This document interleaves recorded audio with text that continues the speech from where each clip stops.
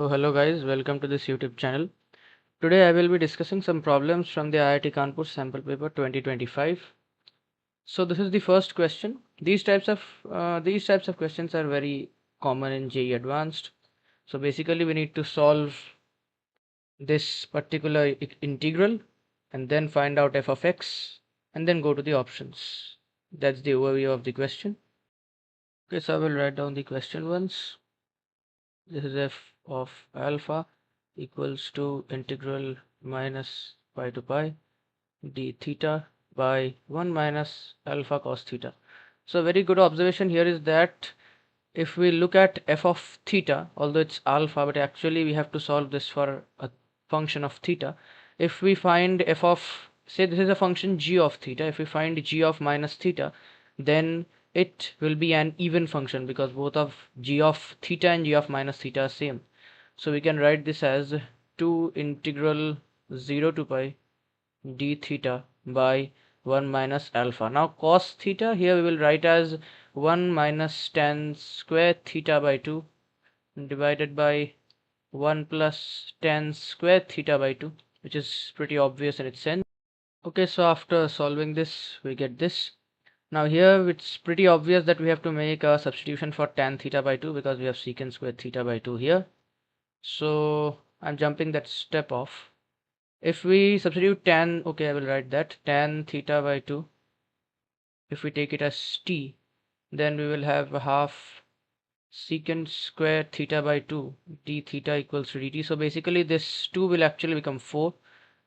Here we will have a dt in the top and 1 minus alpha plus 1 plus alpha t square. So now if we bring this 1 plus alpha outside, this will actually become something like of the tan inverse integral. So if we rearrange this, this will come something like this. So this is basically integral dt by a square plus t square, where a is the constant here. I've squared it up so that it comes into the form of tan inverse. So we can now solve it easily.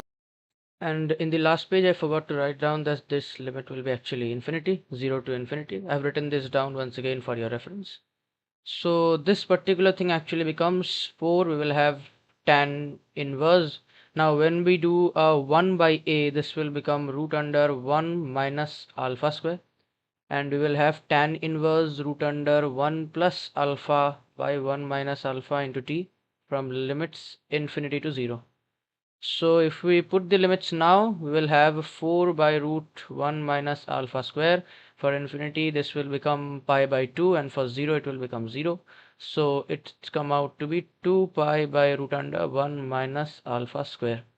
So basically, f of x, it comes out to be as 2 pi by root under 1 minus x square. So now we can move towards the options. Okay, so now solving these will be pretty easy. We'll see the options one by one. In option A, we have integral half to 1 by root 2, 2 pi divided by root 1 minus x square. So this is a pretty simple integral. It's sine inverse x from 1 by root 2 to half, and we have 2 pi here. So certainly 1 by root 2 is the pi by 4, and half means pi by 6, so this will not come out to be some root quantity, so option A is wrong. Now we go to option B. In option B it says if alpha is root 3 by 2, then tan of f of alpha will be 0. So tan of 2 pi will directly put alpha equals to root 3 by 2, so it comes out to be root 3 by 4, which is, I guess, tan of 4 pi, which is 0. So yeah, B option is correct. So now we will look at option number C. It says there does not exist any alpha belonging to -1 to 1 such that beta cos inverse beta equals to f of alpha. So basically if we see cos inverse beta, we have to basically check if it lies in the domain or not.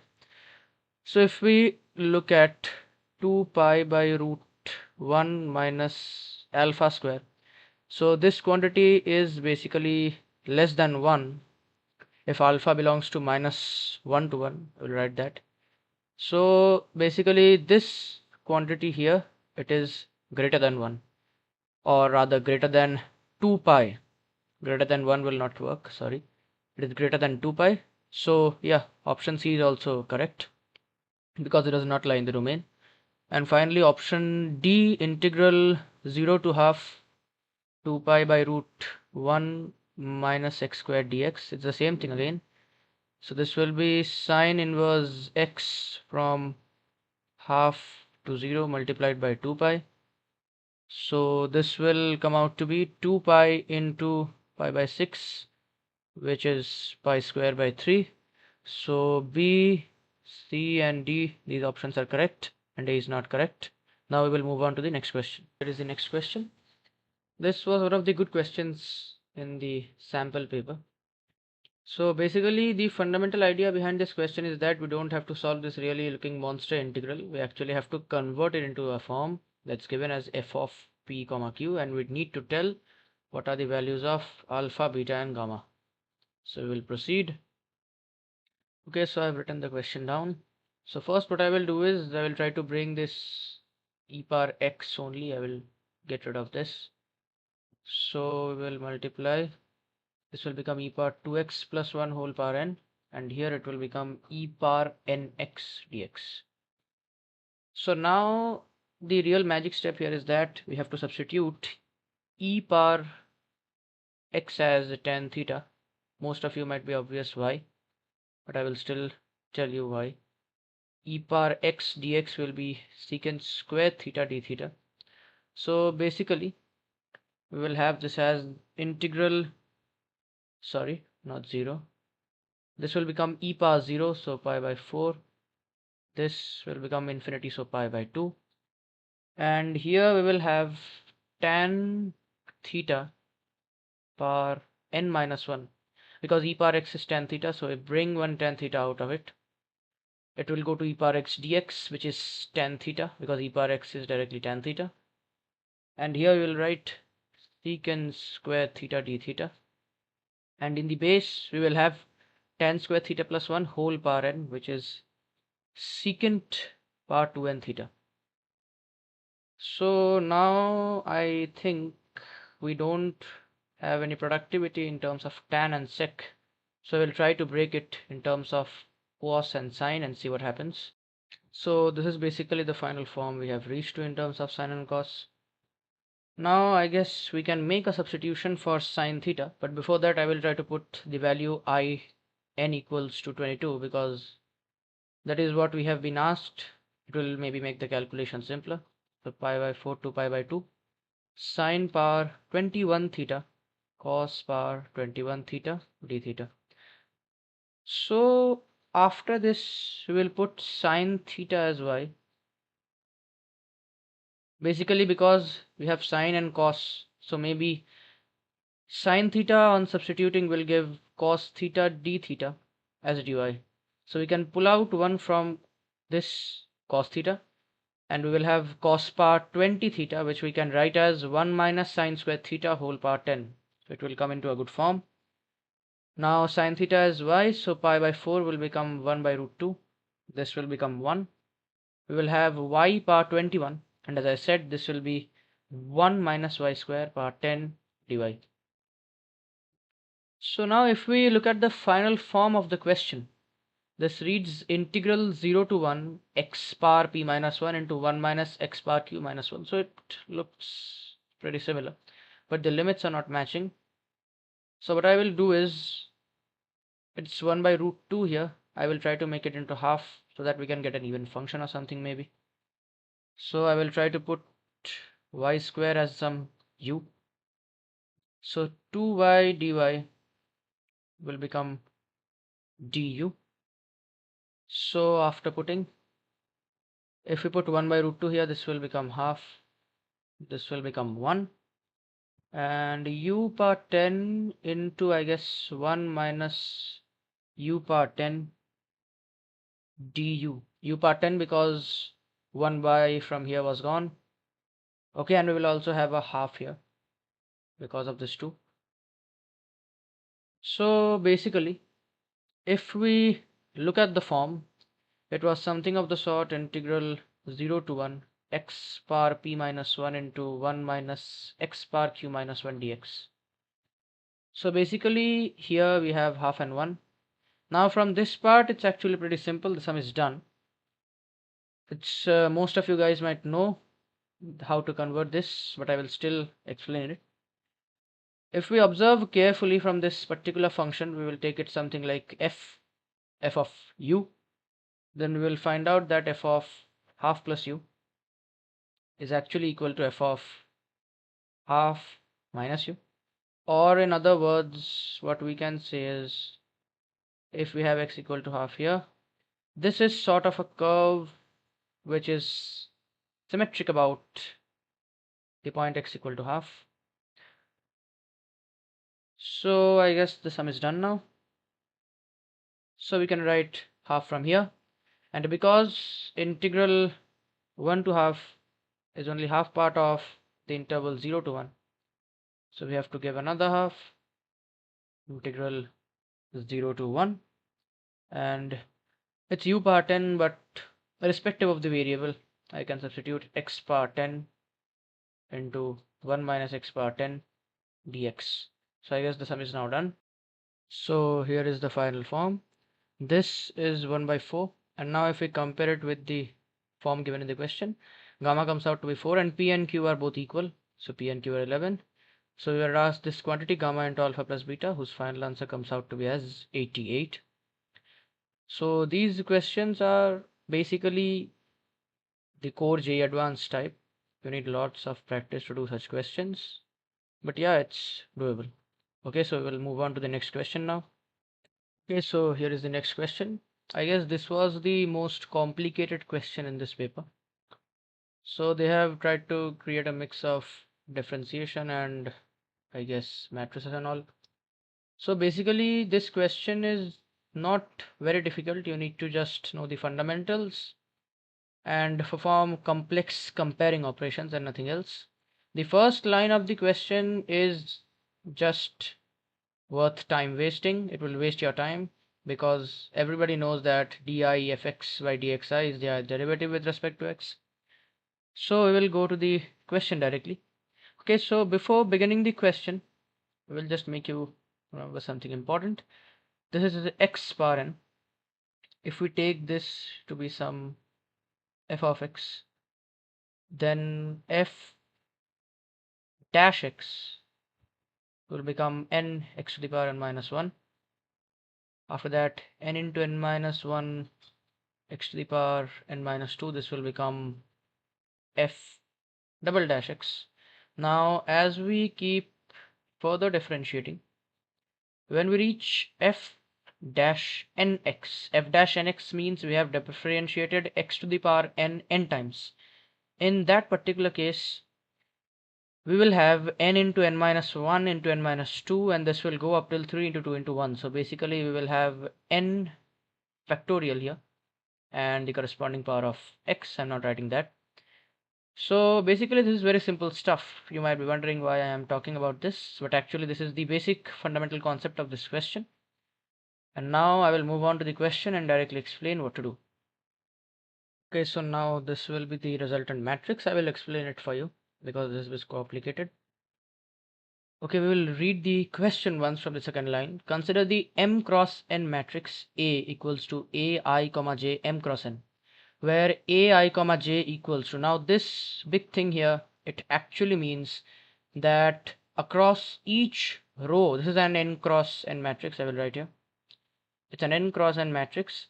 Across each row of this matrix, the numerator will remain constant, and if we go down columns, across the columns the denominator will be constant.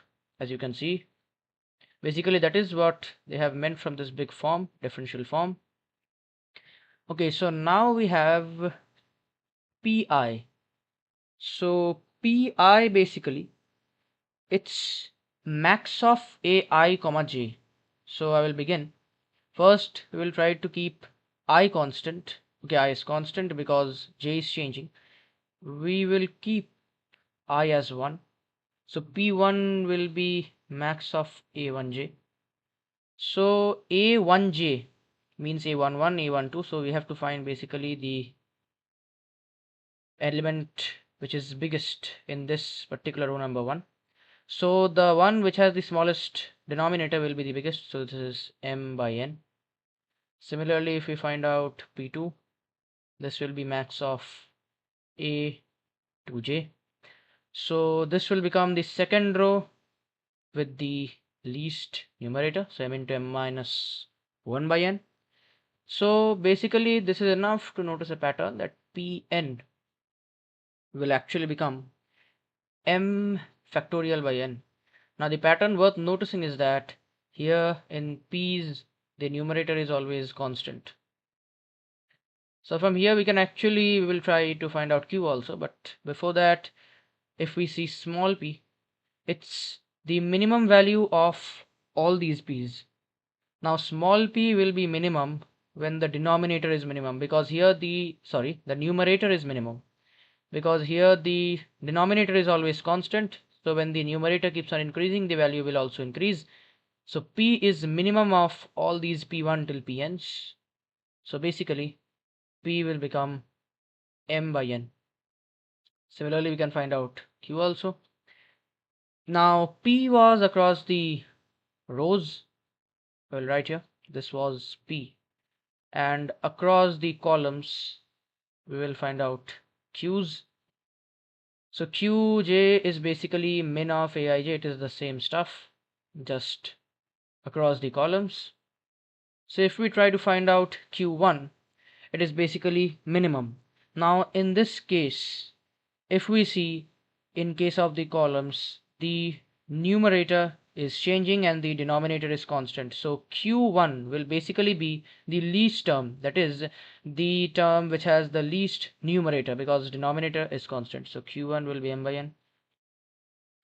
Similarly, if we watch out for q2, this will be m by n into n minus 1, because here also m has the least, this term a22, sorry, it's not a22, it's a12. It has the least numerator, and when we go down, the numerator keeps on increasing and the denominator is constant. So this will become m by n into n minus 1. So with the same observation, actually we will come to the conclusion that qn will also become m by n factorial. Okay, I guess I missed out something. Okay, so fine, we find out that qn is m by n factorial. Now for q also, if we notice the maximum value for q, which we need to basically find. So here the denominator is changing. Now q will be maximum when the denominator is minimum. So I guess q is m by n. So basically p equals to q equals to m by n, which automatically gives us that option A is wrong. So we will move on to the next options now. Okay, so for the second option, we have a11, a22. Basically, we have all those terms aij. We'll write it in a set builder form such that I equals to this. This is the for symbol. Okay, so basically these are all the terms along the leading diagonal, which I have represented here as a bold line, this bold white line. So basically, if you find out in this particular place, it's telling a11 will be less than a22 will be less than a_nn if m greater than n. So basically, I'm sorry. So basically they are trying to say that m is not equal to n for option B. That is, this is not a square matrix. So if we compare from these values, we will actually see that this option is true, because this is less than this. And subsequently, if here it is m factorial by n factorial, I will also try to find this term for you guys. This will become, okay, I'll write it here because it's getting messy. This will become m into m minus 1 dot dot dot till 2. we will not have the 1 here, which is an m factorial, divided by n factorial, and before that we will have this term. So basically this is the term which is just above this. So basically we find that option B will also be correct if you observe carefully. Now we will move on to the next option. So in this option C, we find out that am comma n is basically am minus 1 and minus 1, which is actually correct, because if we find out am comma n, I will get a new page. So basically if we find out am comma n, it's actually m factorial by n factorial. Now if we expand this, this is m into m minus 1 into m minus 2 up till 3 into 2 into 1 divided by n, I'm sorry, 4 into n minus 2 up till 3 to 2 into 1. Now for the next term we have am minus 1 and minus 1, which is basically m into m minus 1 into m minus 2 dot dot dot till 3 into 2 into 1. We will not have the 1 here, which is the difference. N, I'm sorry, this is n into n minus 1 into n minus 2 up till 3 into 2. So basically we can observe that now for the next term m minus 2 n minus 2, what we will have is, okay, I'm sorry, this is actually, we will not have the 3's here, we will only have 2's. So basically if we go to the next term am minus 2 n minus 2, the whole stuff will be actually same, this part will be same, only this particular part will be actually same as this, only in place of 2's we will not have the 2's, we will have 3's. In the next one we will have 4's. So basically the terms, for example, if we take this, before this there was supposed to be an m factorial by n factorial 2 into 1, which is not present, and the similar terms will get cancelled. Similarly here the similar terms will get cancelled. So basically actually all these terms are the same value. So yeah, option C is also correct. And now for option D, we have that if m equals to n, this is a symmetric matrix, which is absolutely wrong because all the terms are different. So the answers for this question are B and C. Okay, so I came back to this question because I want to observe something particular with regard to this. This question is actually a very core Jee Advanced question, and if you guys haven't solved this already, you should solve it. This is a very good question because if you observe carefully in all this manipulation out here, we basically have to solve nothing. This much of differentiation is taught to us at an early age. So basically this particular question involved nothing, just tedious calculations and comparison. So if you are fast enough, this question will be correct for you.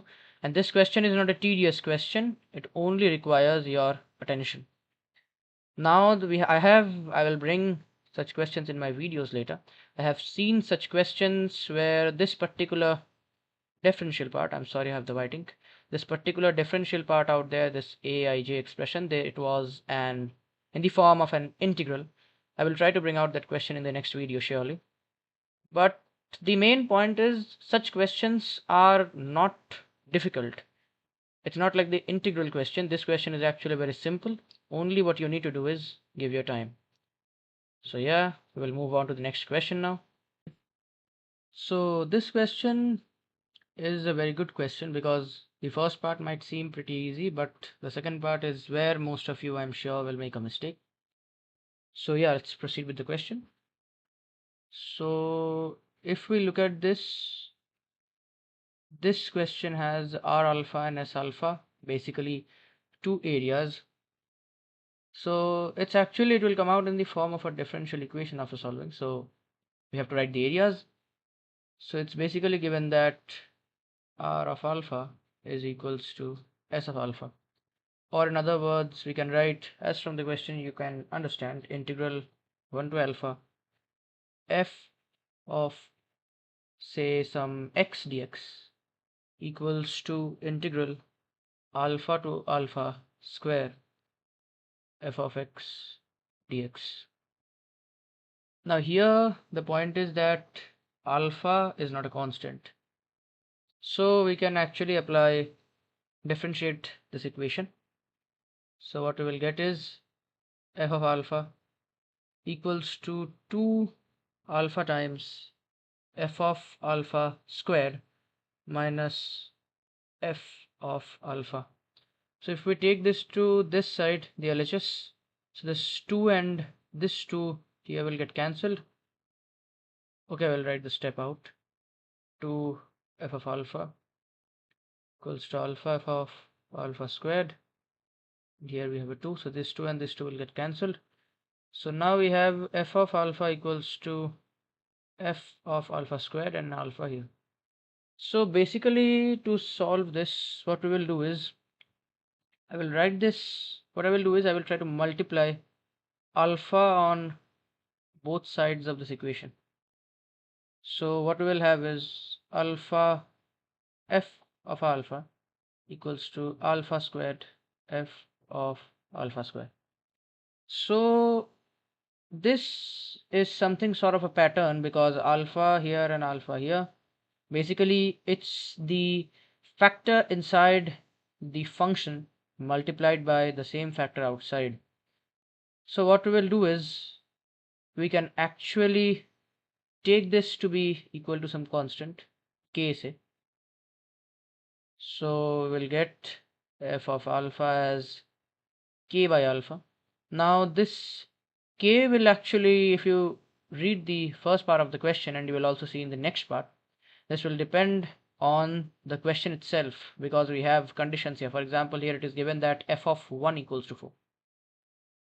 So yeah, we'll proceed with the first part now. Okay, so here it is given that, I'll write question number 15 just for your reference. Here it is given that f of 1 equals to 4, which actually implies that k will be 4. So basically we are dealing here with, I will write this as, okay, we will write this as f of x, which is 4 by x. So it's given that if area of the region R10 is equal to A, so A is basically R10, which is integral 1 to 10 4 by x. I'm sorry, this is 4 by x dx. So this will come out to be, this is a very simple integral, this will come out to be 4 ln x 10 to 1. So ln 1 is 0, so basically we have 4 ln 10. Now ln 10 has a value of 2.303, which on multiplying, I guess it comes out to be 9.2 something. And we have been asked the box value of A. So basically box of A will be 9. So the first part's answer is 9. Now we will move on to the second part. Okay, so this is the second part of the question. So we have f of 1 equals to 1. So basically k is 1. So f of x will be 1 by x. Now the question given here is, I will write this down, gx equals to limit n tends to infinity 1 by x to n f squared t cos of t dt. Okay, I'm sorry. So yeah, this is cos of t dt. Now the problem with this question is, here is the step that most of you will actually make a mistake. I will solve it in my process and then I will tell what is the actual mistake that most of you are going to make. So basically what we will do is, this is g of x. Now we are required to find this big limit expression. So what I will do is I will try to find g of 1 by pi and g of 1 by pi plus h separately. So g of pi is basically integral pi to n f squared t cos t dt. So this is basically f squared t. Okay, I forgot to put limit n tends to infinity. And if we find g of 1 by pi plus h, this will come out to be g of 1 by pi plus h. So I'm basically writing it as pi by 1 plus pi h. And on the top, okay, this will become n,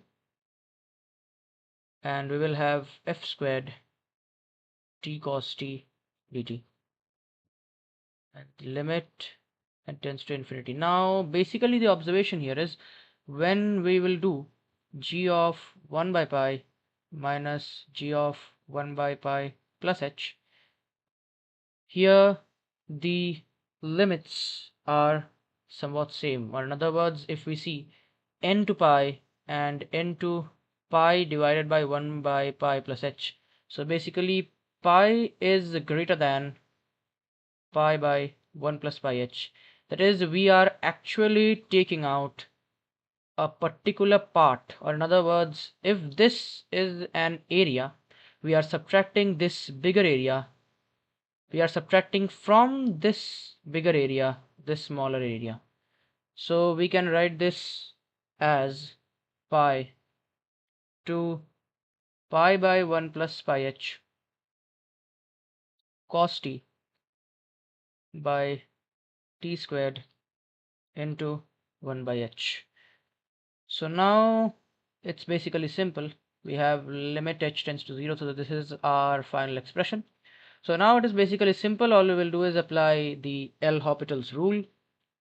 So I'll leave it to you guys. If you apply L'Hopital's rule, you will get limit h tends to 0 pi squared by pi squared, because if we differentiate this for pi it will become 0, minus for this it will become a pi squared because we have t square here. So basically we will have cos 0, as you can apply L'Hopital's rule, so the answer will become 1. Now the basic fundamental question lies in the fact that why didn't I differentiate this particular limit equation altogether at the same time? That is, why didn't I apply L'Hopital's rule to this directly? Now, if this is where most of you will make mistakes, although it is not a mistake actually, the procedure is correct, but there is a problem in applying this. I will show you. Limit h tends to 0. If we apply L'Hopital's rule, we will actually get minus of g dash of 1 by pi. Now to differentiate this equation, or rather to apply L'Hopital's rule, we need to have g of x as a continuous function, which is actually unknown in this question because we don't know whether g of x is continuous or not. There is no information given. Although g of 0 is given 0, but it will be applied here. We don't know anything about whether g of x is continuous or not. So if you apply this, actually you will get the same answer. It will come as minus of minus 1. But in my regard, you should be on the safer side, and this process is actually okay, and I will explain why.